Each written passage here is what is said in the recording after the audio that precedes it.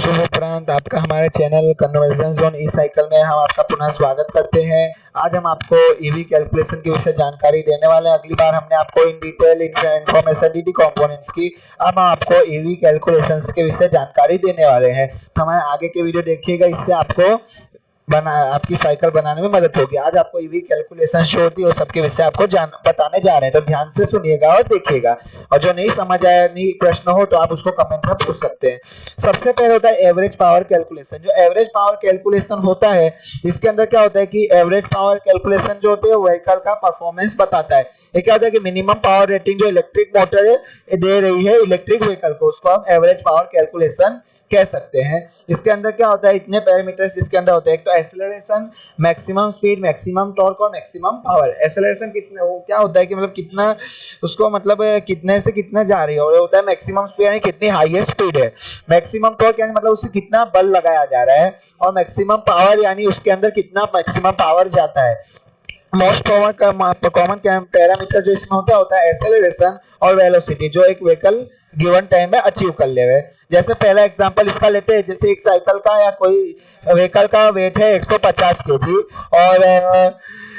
और इसका वेलोसिटी है 5 मीटर पर सेकेंड, यानी 5 मीटर पर सेकेंड में जा रही है, और टाइम लिया इसने 10 सेकेंड, और पावर है इसमें पावर का फॉर्मूला है वर्क डन बाय टाइम, और वर्क डन निकालने का फॉर्मूला है 1/2 बाय mv स्क्वायर।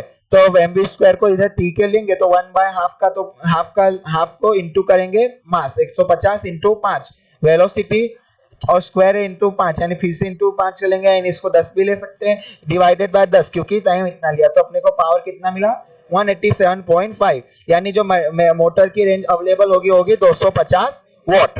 एक ऐसे दूसरा एग्जांपल देखते हैं कि जैसे 120 किलो का साइकिल या अच्छा ओवरऑल वेट है, 12 सेकंड टाइम ले रहा है, और वेलोसिटी है 25 किलोमीटर पर आवर। ठीक है, तब इसको जो किलोमीटर पर आवर है उसको मीटर पर सेकंड में निकालना होगा। तो इसके लिए क्या करेंगे, 25 को 1000 से डिवाइड करेंगे, डिवाइडेड बाय 3600। उससे इसका हमने को क्या मिलेगा 6.95 मीटर पर सेकेंड।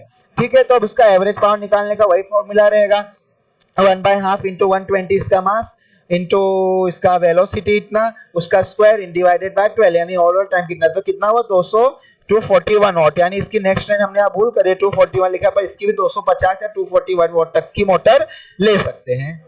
आप ऐसे कैलकुलेशन कर सकते हैं। अब अगला हमने एक ऐसा एग्जांपल लिया है कि जैसे 200 किलो का वेट है और 50 किलोमीटर पर आवर वेलोसिटी दे रहा है, तो टाइम कितना लेगा, टोटल इतना ट्रैवल करने में टाइम कितना लेगा। तब इसको अपने पहले तो मीटर पर सेकंड में कन्वर्ट करेंगे, तो 50 इंटू 1000 करेंगे, डिवाइडेड 3600 करेंगे, तो 13.78 मीटर पर सेकंड मिलेगा। 1 किलो वोट बराबर 1000 वोट होता है। और पावर का फॉर्मूला क्या था, पावर निकालने का फॉर्मूला 1/2 इंटू मास ये रहा, मास इंटू वेलोसिटी इतना, और ये रहेगा टाइम इसका हमने 1000 ले लिया, 1000 टाइम की जगह इसको उधर पावर ले लेंगे, तो इतना हमको मिला इसमें टाइम 19.29। ये जो 1000 लिया, 1000 यानी 1 किलोवाट की मोटर हो कि मतलब दिया ही हुआ था कि पावर कितनी वोट की मोटर है 1 किलोवाट की, यानी 1000 वोट की मोटर, यानी कितना सेकंड ली 20 सेकंड ली।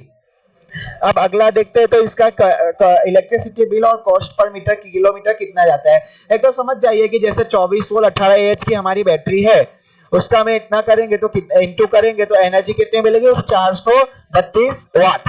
तो इसको अभी किलोवाट में कन्वर्ट करेंगे तो 0.432 वाट मिलेगा हमको। ठीक है, तो इलेक्ट्रिसिटी बिल इसका निकालने जाएंगे, तो इलेक्ट्रिसिटी बिल का निकालने जाएंगे तो 1 यूनिट बराबर 1 किलोवाट होता है। तो समझ लो कि समझ लो प्राइस है 7 रुपीज पर यूनिट। ठीक है, तो 2418 बैटरी मतलब फुल डिस्चार्ज मींस इतना कंजप्शन, यानी 0.42 इसने चार्जिंग और डिस्चार्जिंग के समय डिस्चार्ज कर दिया और इतना चार्ज कर दिया। ठीक है, तो इसका मतलब समझेंगे कि एक समय का चार्जिंग का समय होता है 0.42 वॉट लेता है, और एक समय का चार्जिंग का 60 रुपए कॉस्ट है 1 यूनिट का। ठीक है, तो यानी ओवरऑल निकला हमारा 3 रुपया।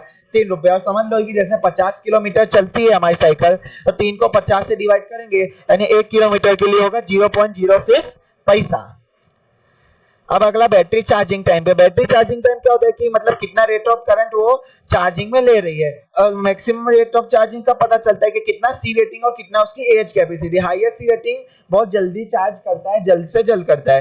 कंसीडर कर लीजिए 24 एज की बैटरी है और 1 सी रेटिंग है, तो समझ जाइए और 24 एम्पियर करंट एक बार में देगा तो 1 घंटे में फुल चार्ज हो जाएगा।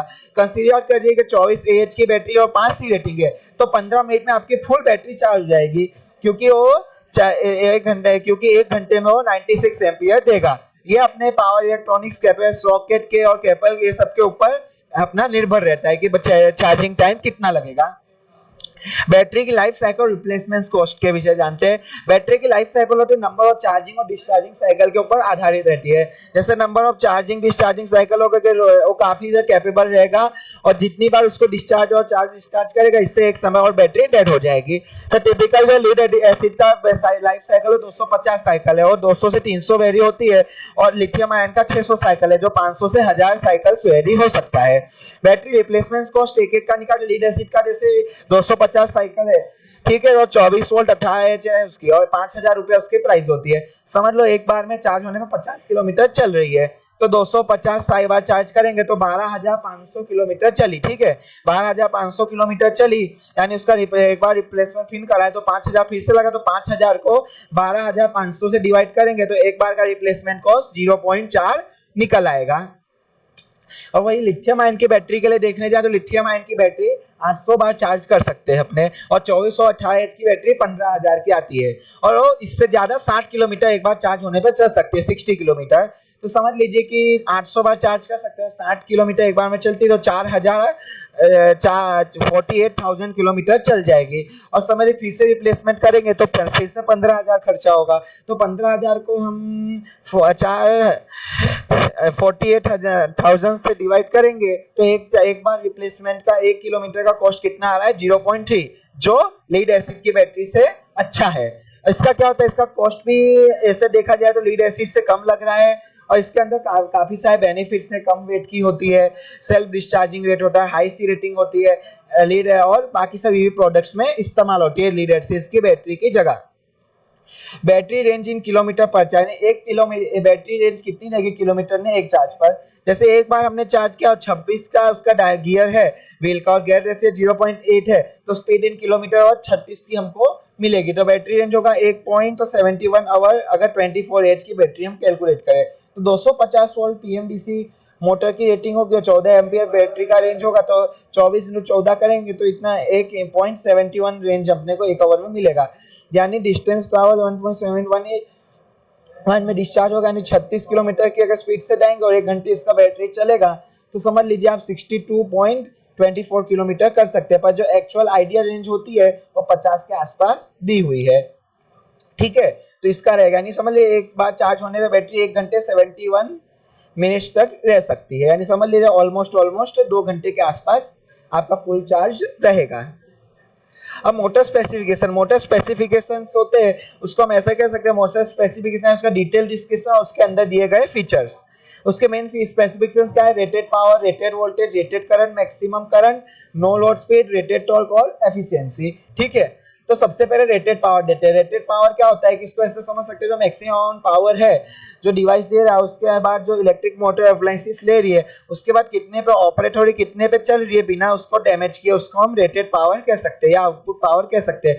उसका फॉर्मूला क्या है, इनपुट पावर इंटू एफिशिएंसी। तो इनपुट पावर जैसे 291 वोल्ट है और एफिशिएंसी 0.86 है, तो आउटपुट पावर कितना मिलेगा 250 वोल्ट, यानी 250 वोल्ट इसका रेटेड पावर है। इसके बाद है इनपुट पावर। इनपुट पावर का अर्थ क्या होता है कि कितना पावर उसके इनपुट में जा रहा है। उसके लिए क्या फॉर्मूला है कि rated current into rated voltage. जैसे रेटेड करंट 12.5 एम्पियर है और रेटेड वोल्टेज 24 वोल्ट है, तो इनपुट पावर इनटू करेंगे तो 300 वाट इसका इनपुट पावर है। या दूसरा फॉर्मूला ऐसे भी ले सकते हैं, आउटपुट पावर डिवाइडेड एफिशिएंसी। तो आउटपुट पावर जैसे इसकी 250 वाट निकाल लिया और एफिशिएंसी इतनी है तो उसको डिवाइड करके तो 301 मतलब इसके आसपास समथिंग बन रहा है, तो हम ऐसे इसको इनपुट पावर निकाल सकते हैं। आता है रेटेड वोल्टेज। रेटेड वोल्टेज क्या होता है कि जो वोल्टेज को स्पेसिफिक वोल्टेज का लेवल जो दिया था नॉर्मल कंडीशन में जिसमें मोटर चलती है उसको हम रेटेड वोल्टेज कह सकते हैं। वो अभी काफी उसमें अवेलेबल हो चुकी है, जैसे 24 वोल्ट, 48 वोल्ट, 60 वोल्ट, 72 वोल्ट और 9 वोल्ट तक आती है। इसका फॉर्मूला क्या है कि रेटेड वोल्टेज निकालने का, input power divided rated current, यानी इनपुट पावर कितनी थी अपनी 301 वाट और रेटेड करंट जैसे है 12.5 एम्पियर, तो कितना रेटेड वोल्टेज मिल गया अपने को 24 वोल्ट।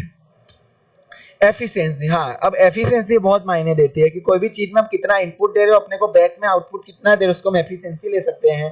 तो जैसे इनपुट में इसका इलेक्ट्रिकल पावर रहेगा और आउटपुट में मैकेनिकल पावर रहेगा, दोनों का जो रेशियो बनेगा उसी को हम एफिशिएंसी कहेंगे। सबसे ये तो सभी को पता है कि 100% एफिशिएंसी अच्छी होती है, परंतु 100% एफिशिएंसी कभी नहीं आ सकती और 100% से नीचे होती है। तो एफिशिएंसी निकालने का आप ऐसे फॉर्मूला देखें तो output power divided by input power होता है इनटू 100। तो ऐसे लेंगे, इसका फॉर्मूला 250 आउटपुट पावर है और इनपुट पावर 291 है, ठीक है, इसको इनटू 100 करेंगे तो 86% इसकी एफिशिएंसी है। अब रेटेड करंट क्या होता है? रेटेड करंट को हम ऐसा समझ सकते हैं इसका नॉमिनल करंट, यानी मैक्सिमम करंट कितना डिवाइस ले रहा है और इलेक्ट्रिकल अप्लायंस को बिना डैमेज किए सेफली अंडर में चल रहा है, उसको हम रेटेड करंट कह सकते हैं। यानी मतलब एक स्टेडी स्टेट फॉर्म में कितना करंट एक डिवाइस में से फ्लो हो रहा है बिना ओवर हीटिंग किए, बिना उसको डैमेज किए। तो इसका फॉर्मूला क्या है? गलती से हमने रेटेड करंट लिखना था, हमने वोल्टेज रे हमसे भूल हुई है, परंतु इसका फॉर्मूला क्या है? Input power divided rated current. Input power में 301 वाट थी और रेटेड वोल्टेज 24 वोल्ट है, तो दोनों को डिवाइड करेंगे तो 12.5 एम्पीयर अपने को इसका रेटेड करंट मिल गया। No load speed, no load speed को हम आप ऐसे समझ सकते हैं कि मतलब बिना उस पे कोई लोड डाले कितने मैक्सिमम स्पीड पे, बिना पेडलिंग के, बिना कोई इस पे लोड डाले मोटर कितनी स्पीड पे घूम रहा है, इसको हम नो लोड स्पीड कह सकते हैं। ये हमने इसके इंग्लिश में व्याख्या दी, उसको हमने आपको हिंदी में शॉर्ट में समझाई कि मतलब बिना उस पे वजन डाले कितनी स्पीड पे चल रही है, उसको हम नो लोड स्पीड कह सकते हैं। इसका ऐसे तो देखा जाता है कि मोटर का 360 आरपीएम के आसपास होती है जो इस साइकिल में लगती है। अगर नो लोड स्पीड का भी अगर फॉर्मूला देखना चाहे तो motor RPM into wheel diameter into pi by 60, ये इसका फॉर्मूला है। तो समझ लीजिए कि जैसे पाई का फॉर्मूला है, पाई का निकालेंगे 3.14 मिलता होगा और 60 इसका कन्वर्जन फैक्टर है मिनट्स टू सेकंड में, और व्हील डायमीटर दिया होता है मीटर्स में और उसके अंदर मोटर के आउटपुट शाफ्ट पे आरपीएम लिखा होता है। अब रेटेड स्पीड यानी क्या है कि जब उसके ऊपर वोल्टेज जैसे उसके ऊपर अपने लोड दे देंगे, सब दे देंगे तो कितनी स्पीड वो हाईएस्ट देगा, तो उसके लिए हम उसको रेटेड स्पीड कह सकते हैं। रेटेड स्पीड का क्या होता है? मोटर जब लोड पे रहेगी तो रेटेड वोल्टेज उसका रिड्यूस होगा, जिससे उसकी स्पीड भी रिड्यूस हो गया 8 से 15 सेकेंड। ऐसे तो देखा जाए 10% इसमें रिडक्शन होता है, उसको हम ऐसे निकाल सकते हैं। अब रेटेड टॉर्क क्या होता है कि मतलब उसके अंदर कितना टॉर्क यानी कितना बल लग रहा है आगे बढ़ने के लिए, तो इसका क्या है कि शाफ्ट टॉर्क का डिलीवर करता है मोटर को रेटेड स्पीड के जरिए, उसको हम कहेंगे रेटेड टॉर्क, ठीक है। तो मैक्सिमम कितना उसमें बल लगा रहा है तो किसमें नापा जाता है? एनएम में पर मीटर ऑफ केजी पर सेंटीमीटर में हम उसको नाप सकते हैं। जैसे में से ऐसे समझ लीजिए कि 1 केजी बराबर 1 ओएन यानी 9.8 एनएम, ठीक है। तो इसका यानी समझ लीजिए कि इसको अगर आगे हम मैनिपुलेट करेंगे, मैथमेटिकली मैनिपुलेट करेंगे 100 केजी से, तो 10 केजी पर सेंटीमीटर अपने को इसका बल मिल रहा है। तो 1 एनएम बराबर 10 केजी सेंटीमीटर होगा, तो 1 केजी सेंटीमीटर बराबर 0.1 एनएम होगा। तो इससे अपने को इसका मैक्सिमम टॉर्क मिल जाएगा। तो ये देखिए जैसे हमने एक ये एग्जांपल आपको बताया उस तरह से इसका हमको स्पीड मिल जाएगी, और हमेशा इसको हम कन्वर्ट रेडियस पर सेकंड में आएगा उसको हमेशा अपने को आरपीएम में बताना होगा, क्योंकि रेटेड स्पीड इसकी जैसे देखा जाए तो नो लोड स्पीड की 2500 आरपीएम दी हुई है हमने एग्जांपल के हिसाब से, और रेटेड स्पीड अपने को 360 आरपीएम मिली। अब एग्जांपल देखें, पहले तो इसको आरपीएस उसको आरपीएम में फॉर्म में कन्वर्ट करेंगे, आरपीएम के फॉर्म में कन्वर्ट करेंगे तो 41 आरपीएस आरपीएम से सेकंड में करेंगे तो इतना होगा 1/2 आर रेडियन। तो इतना जो फॉर्मूला है उसको 2 आर रेडियन करेंगे तो 1 आर रेडियन, इतना आंसर अपने को मिलेगा। फिर उसके बाद 4 सेकंड में कन्वर्ट करेंगे, 4/8 को सेकंड में कन्वर्ट करेंगे तो 500 डिवाइडेड 261 जो आंसर मिला उसको अगर अपने आगे मैनिपुलेट करेंगे यानी उसका आगे क्वेश्चन लेंगे तो 1.91 एनएम अपने को मिलेगा। अब होता है मैक्सिमम टॉर्क यानी कितना हाईएस्ट बल कितना लगा रही हो, कितना मतलब ज्यादा से ज्यादा बल दे पा रहा है, उसको हम मैक्सिमम टॉर्क कहेंगे। जैसे इसमें व्याख्या दी कि हाईएस्ट अमाउंट में रेशनल फोर्स जो इलेक्ट्रिक साइकिल करता है उसको हम मैक्सिमम टॉर्क कहेंगे, जो न्यूटन मीटर में होता है, और इससे मोटर इंडिकेट किया जाता है कि पावर कितना जनरेट हो, कितना एक्सेलरेट हो रहा है, कितना क्लाइंबिंग हिल पे चलेगा, इससे इसके मैक्सिमम टॉर्क की कैपेसिटी सब कुछ इसमें मिल जाता है, इसको हम मैक्सिमम टॉर्क कहेंगे। आर इसका अपने रेडियस लेंगे, फॉर्मूला में F इसका फोर्स अप्लाइड लेंगे, मैग्नीट्यूड लेंगे, और O इसका एंगल लेंगे, फोर्स वेक्टर और रेडियस वेक्टर के बीच का। अगला है गियर रेशियो। गियर रेशियो क्या होता है? गियर रेशियो बहुत जरूरी होता है। गियर रेशियो क्या होता है कि इलेक्ट्रिकल बाइसिकल होता है उसके अंदर कितने नंबर ऑफ टीथ उसके अंदर फ्री व्हील में है, यानी जो चक्का होता है उसके अंदर है, और मोटर के अंदर कितने है, उससे अपने ये गियर रेशियो निकाल सकते हैं। गियर रेशियो से क्या होता है कि इससे पता चलता है कितना पेडल मारेंगे, कितनी फास्ट बाइसिकल चलेगी, कितनी स्लो चलेगी, कितना उसका स्पीड रहेगा, उससे सभी गियर रेशियो के ऊपर आधारित होता है। लोअर गियर रेशियो क्या है? पेडलिंग में कम रहेगा पर उससे स्पीड कम हो जाएगी। गियर रेशियो को हम ऐसे कैलकुलेट कर सकते हैं। गियर रेशियो का फॉर्मूला है turning teeth divided cog teeth. अब टर्निंग टीथ यानी नंबर ऑफ फ्रंट चेन, यानी जो ये चेन होता है इसके ऊपर, और कॉक टीथ यानी number of teeth at rear cog, यानी मतलब मोटर के ऊपर। इसको हम इस तरह से ले सकते हैं। हायर गियर रेशियो क्या है? बहुत स्पीड ज्यादा देगा और रोटेशन भी देगा, और पर लेकिन जब क्लाइंबिंग करेंगे तो उसका रेशियो कम रहेगा। इससे हम समझ सकते हैं कि ये जो होता है गियर रेशियो कितना जरूरी होता है। कंसीडर कर लीजिए कि एनएम जो है ये मोटर का रेटेड आरपीएम है, टीएम जो है इसके नंबर ऑफ टीथ है मोटर स्प्रोकेट्स के, हाँ, और एनडब्ल्यू है व्हील की स्पीड है, और टीडब्ल्यू फ्री व्हील्स पे अटैच्ड जो व्हील है उसके नंबर ऑफ टीथ्स है। तो इसको हम ऐसे कंसीडर करें, जैसे टीएम हमने 20 ले लिया, एनएम 360 ले लिया, टीडब्ल्यू 20 ले लिया, और एनडब्ल्यू 360 आरपीएम ले लिया, तो 1 इंच बराबर 2.54 सेंटीमीटर होता है। ठीक है, 2.54 सेंटीमीटर होता है। और अगर 1 इंच को अगर सेंटीमीटर से मीटर में कन्वर्ट करेंगे तो भूल यहाँ पे हो गई, हमने सेंटीमीटर का मीटर में कन्वर्ट करेंगे तो इतना हो जाएगा। अब डायामीटर ले तो डायामीटर में 26 का डायामीटर ले तो इतना मीटर मिलेगा, 24 का ले तो इतना मीटर मिलेगा। तो डिस्टेंस टॉर्क पर रेवोल्यूशन का फॉर्मूला ये दिया हुआ है। तो अब पाई बराबर 2 पाई बराबर R D into divided by 2, इससे अपने को मिल जाएगा। 26 का लेके चलो 3.14 पाई इंटू ये जो आंसर आया है वो पहले 26 का निकालेंगे तो इतना मीटर मिल रहा है, और 24 का जब ऐसे ही सेम निकालेंगे तो 1.91 समथिंग मिल रहा है। तब इसे स्पीड निकालेंगे तो जब व्हील रोटेट 360 आरपीएम से कर रहा है तो 360 डिवाइडेड 60 करेंगे तो ये आरपीएस में मिल गया, यानी रोटेशन पर सेकंड। रोटेशन पर सेकंड व्हील की साइज से रिस्पेक्टिवली सेम ही रहेगा। तो डिस्टेंस पर रेवोल्यूशन ट्रैवल करेंगे तो देखा जाए तो डिस्टेंस पर ट्रैवल पर इंटू आरपीएस, यानी डिस्टेंस जो 26 का व्हील वाला करेगा उतना है, और आरपीएस कितना था 6, तो यानी 12 मीटर पर सेकंड वो मतलब वेलोसिटी से चलेगा। और व्हीकल की मैक्सिमम स्पीड निकालनी हो तो जो ये मीटर पर सेकंड में आई स्पीड उसको हम किलोमीटर पर आवर में कन्वर्ट करेंगे तो 3600 को इंटू करेंगे, इंटू डिवाइड 1000 करेंगे तो कितना अपने को मिलेगा 44.79 किलोमीटर पर आवर।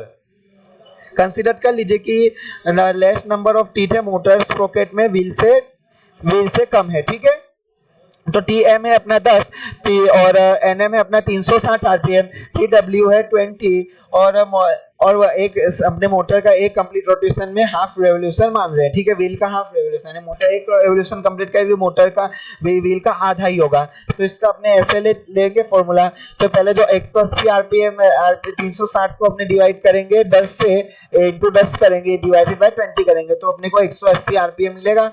180 आरपीएम को 60 से करेंगे तो ये आरपीएस में मिलेगा, इधर थोड़ी भूल हो गई, आरपीएस में मिलेगा।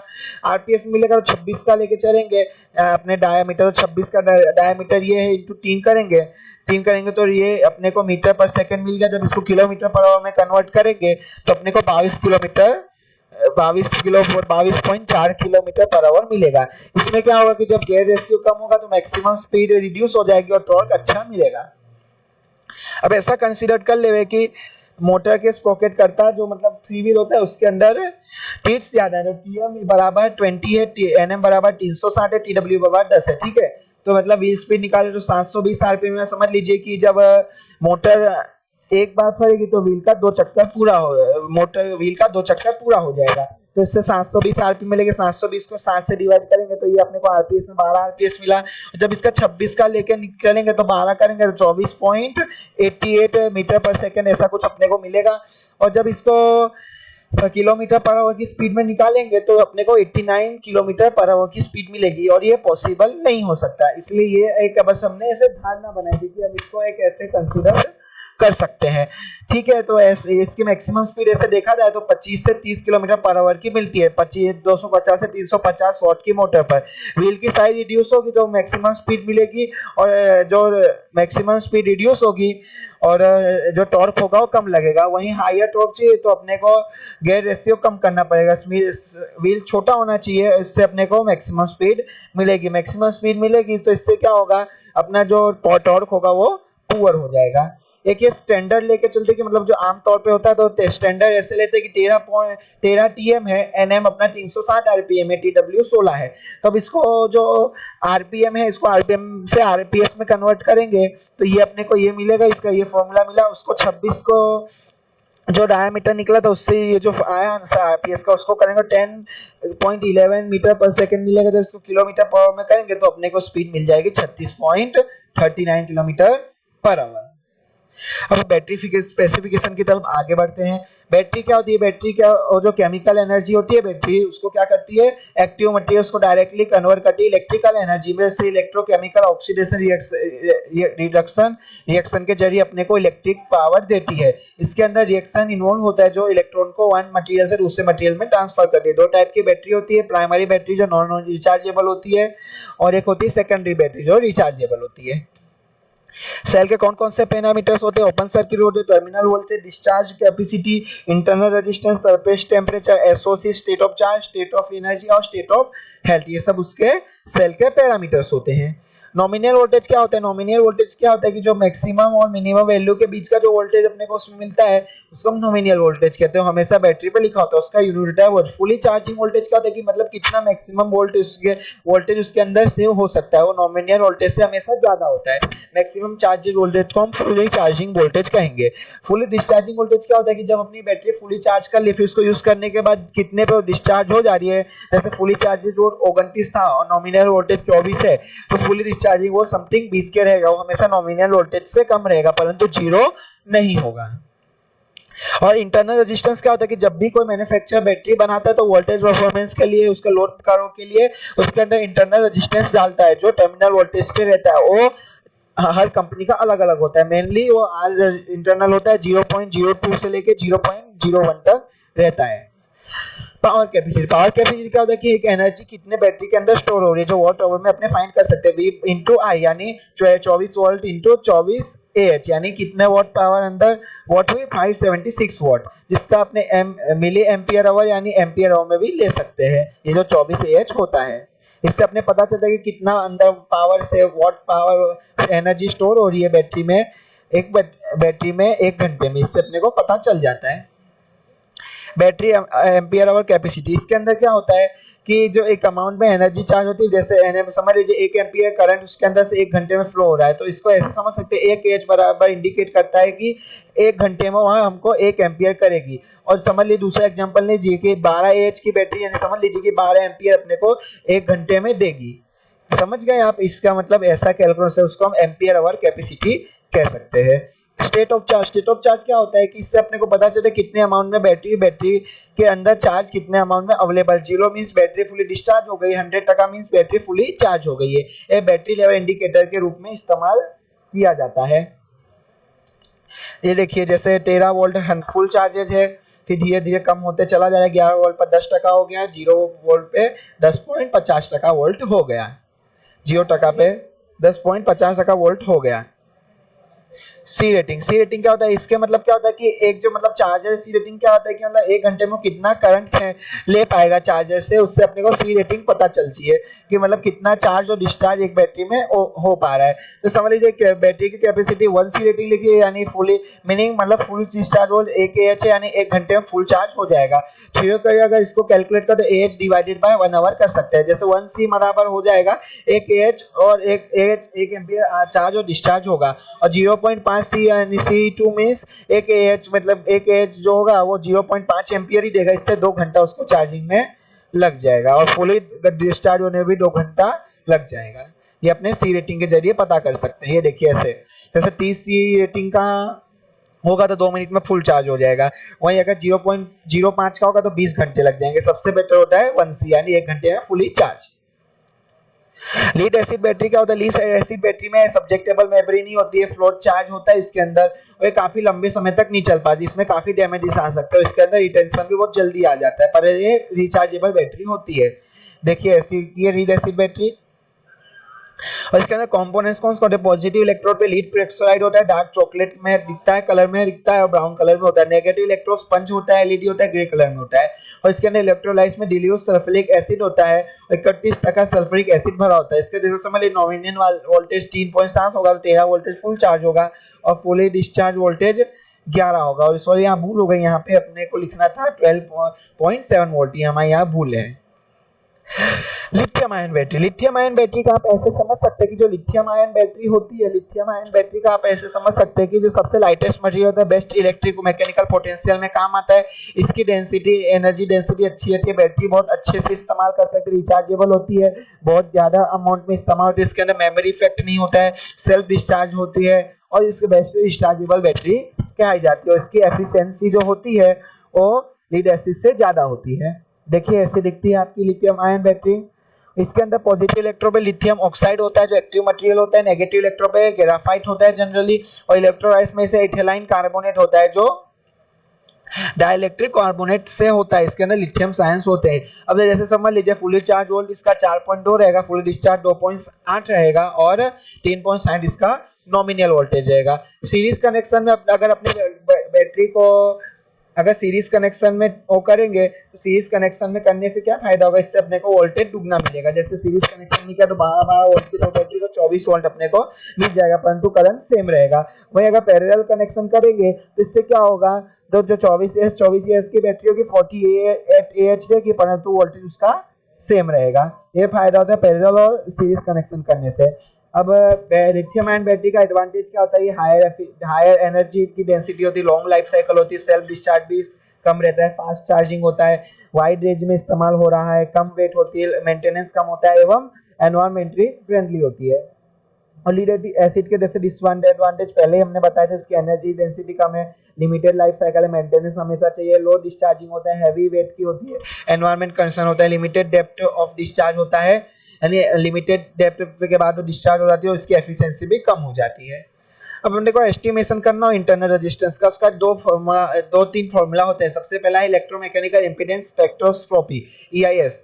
तो देखिए इनपुट करें मैग्नीट्यूड 100 मिली एम्पियर्स AC है और इनपुट फ्रीक्वेंसी 5 किलो हर्ट्ज से लेकर 50 किलो हर्ट्ज है, तो उसका AC वोल्टेज अपने को रिस्पॉन्स में मिल जाएगा, इससे अपने को इंटरनल रेजिस्टेंस मिलेगा। हाइब्रिड पल्स पावर कैरेक्टरिस्टिक में क्या होगा कि जिसका करंट मैग्नीट्यूड 1C से 2C DC रहेगा और इनपुट फ्रीक्वेंसी 1 हर्ट्ज रहेगी और आउटपुट में क्या मिलेगा, DC वोल्टेज रिस्पॉन्स में अपने को मिलेगा। तीन तरह से हम लिथियम सेल के तीन तरह से रेजिस्टेंस होते हैं। एक होता है ohmic resistance due to internal material से जो बनता है, एक होता है पोलराइजेशन रेजिस्टेंस जो सेल रिएक्शंस के जरिए बनता है, और चार्जिंग ट्रांसफर रेजिस्टेंस जब चार्ज होता है तो इंटरेक्शन होता है दोनों आयोनिक्स में, तो उसके कारण जो मतलब उसको आयोनिक ट्रांसफर रेजिस्टेंस कहेंगे। ये सबके फॉर्मूला है। ओमिक निकालने के लिए Cu minus V1 is equal to divided by current, polarisation का V1 minus V2 divided by current, और चार्जिंग ट्रांसफॉर्मेशन के V2 minus V3 divided current. ये अपना DC इंटरनल रेजिस्टेंस नापने का एस्टिमेशन इसके फॉर्मूले के जरिए निकाल सकते हैं। और कौन कौन से टेस्टिंग इक्विपमेंट्स इस्तेमाल किए जाते हैं, एक तो न्यू वेयर का होता है 5 वोल्ट 12 एम्पियर का सेल्स लायर, एक सैम्पो का 9 वोल्ट का 99 वोल्ट का बैटरी पैक टेस्टिंग कर सकता है, 110 से लेके 10 एम्पियर्स का चार्जिंग लोड होता है, 20 एम्पियर्स का डिस्चार्जिंग लोड होता है। टेम्परेचर ह्यूमिडिटी इसके अंदर 95 प्लस रहती है और 95 प्लस 95 डिग्री सेल्सियस से लेकर 25 डिग्री सेल्सियस तक टेम्परेचर रेंज होता है। 0 से लेकर 100 तक का रिलेटिव ह्यूमिडिटी रेंज मिलता है। और न्यू वेयर 5 वोल्ट की बैटरी जो होती है उसके अंदर 30 एम्पियर भी मिलता है। आपको आज हमने जितना भी ईवी कैलकुलस सब आपको समझा दिया। अब इससे जुड़े आपको कोई भी प्रश्न हुआ तो आप हमारे कमेंट में पूछ सकते हैं, हम आपको उसको जल्द से जल्द उत्तर देंगे। धन्यवाद।